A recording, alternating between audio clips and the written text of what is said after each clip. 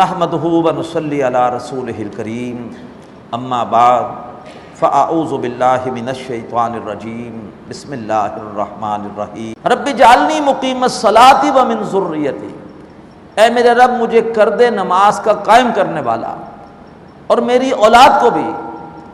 آپ بھی اللہ تعالیٰ سے یہ دعا رکت کے ساتھ کیجیے، اولاد نمازی ہو جائے تو پھر بہت ساری برکتیں نماز سے خود بخود مل جاتی ہیں۔ نماز بہت ساری برائیوں سے روک دیتی ہے، اوقات کی حفاظت ہو جاتی ہے، نماز کے ذریعے سے مسجد میں اچھے لوگوں کا ماحول مل جاتا ہے۔ اللہ تعالی ہمیں اپنی اولادوں کے لیے خاص طور پر ان کو نمازی بنانے کی طرف متوجہ کرنے کی توفیق عطا فرمائے۔ رب اجعلنی مقیم الصلاۃ ومن ذریتی، اے میرے رب مجھے کر دے نماز کا قائم کرنے والا اور میری اولاد کو بھی۔ ربنا وتقبل دعا، اے ہمارے رب یہ دعا قبول فرما۔ اتنی اہم دعا ہے کہ ساتھ مزید دعا کر رہے ہیں کہ اے میرے رب یہ دعا قبول فرما۔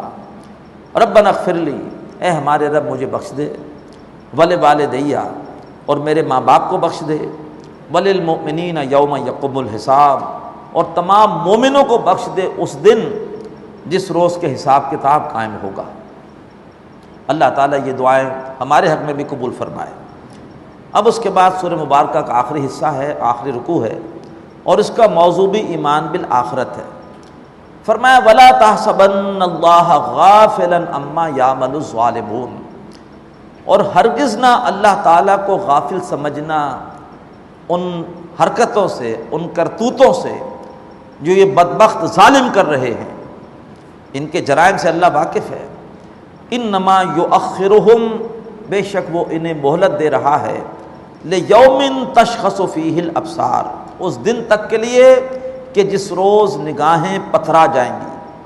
مہطعین، دوڑ رہے ہوں گے، مقنعی رؤوسہم، اپنے سروں کو اوپر اٹھائے ہوئے، لا یرتد الیہم طرفہم، ان کی نگاہیں ایسی پتھرائی ہوں گی کہ ان کی طرف لوٹ کر نہیں آئیں گی، بس ایک ہی طرف نگاہیں لگی ہوئی ہوں گی گھبراہٹ سے۔ وَأَفْئِدَتُهُمْ هَوَاءٌ، اور ان کے دل اڑے ہوئے ہوں گے۔ وَأَنذِرِ النَّاسَ، اے نبی لوگوں کو خبردار کر دیجئے، یوم یاتیہم العذاب، کہ جس روز ان پر عذاب آئے گا۔ فَيَقُولُ الَّذِينَ ظَلَمُوا، پھر اس روز کہیں گے وہ لوگ کہ جنہوں نے ظلم کیا، ربنا اخرنا الی اجل قریب، اے رب ہمارے ہمیں مہلت دے دے ایک قریبی مدت تک کے لیے، نجب دعوتک، تاکہ ہم تیری دعوت پر لبیک کہیں، تیری دعوت، تیرے دین کی دعوت، توحید کی دعوت اسے قبول کر لیں، ونتبع الرسل، اور تاکہ ہم رسولوں کی پیروی کریں۔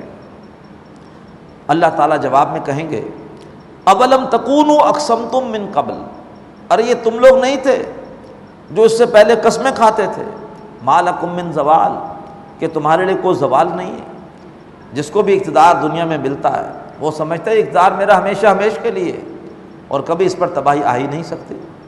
ہر دور میں ایسا رہا ہے، فرعون کا یہی دعویٰ تھا، نمرود کا یہی دعویٰ تھا، قوم عاد کا یہی دعویٰ تھا، آج امریکہ بہادر کی اکڑ بھی اسی طرح کی ہے۔ یہ تم ہی نہیں تھے جو کہتے تھے کہ تمہارے لیے کوئی زوال نہیں ہے۔ وَسَكَنْتُمْ فِي مَسَاكِنِ الَّذِينَ ظَلَمُوا أَنفُسَهُمْ، اور تم تو آباد تھے ان لوگوں کی بستیوں میں کہ جنہوں نے اپنی جانوں پر ظلم کیا تھا۔ تمہارے سامنے کھنڈرات موجود تھے ظالموں کے، تم نے ان کو دیکھ کر عبرت حاصل نہیں کی۔ وَتَبَيَّنَ لَكُمْ كَيْفَ فَعَلْنَا بِهِمْ، اور تم پر واضح ہو چکا تھا کہ ان کے ساتھ ہم نے کیا کیا ہے۔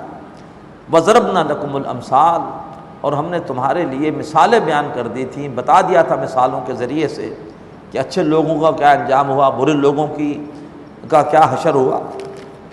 وَقَدْ مَكَرُوا مَكْرَهُمْ، اور انہوں نے اپنے اپنے داؤ چلے، اپنی اپنی سازشیں کیں۔ وَعِندَ اللَّهِ مَكْرُهُمْ، اور ان کی ساری سازشیں اللہ کے قابو میں تھیں، وہ اپنی چالوں سے، وہ اپنی سازشوں سے اللہ تبارک و تعالیٰ کو ہرا نہیں سکتے تھے۔ وَإِنْ كَانَ مَكْرُهُمْ لِتَزُولَ مِنْهُ الْجِبَالُ، اور ان کی چالیں ایسی نہ تھیں کہ جس سے پہاڑ ٹل جائے۔ یہاں پہاڑوں سے مراد ہے رسول استقامت کے پہاڑ تھے، انہوں نے رسولوں کے خلاف سازشیں کی، لیکن ان سازشوں سے وہ اللہ کے رسولوں کو ان کے مشن سے ہٹا نہ سکے، ان پہاڑوں کو ان کے مشن سے ڈگمگا نہ سکے۔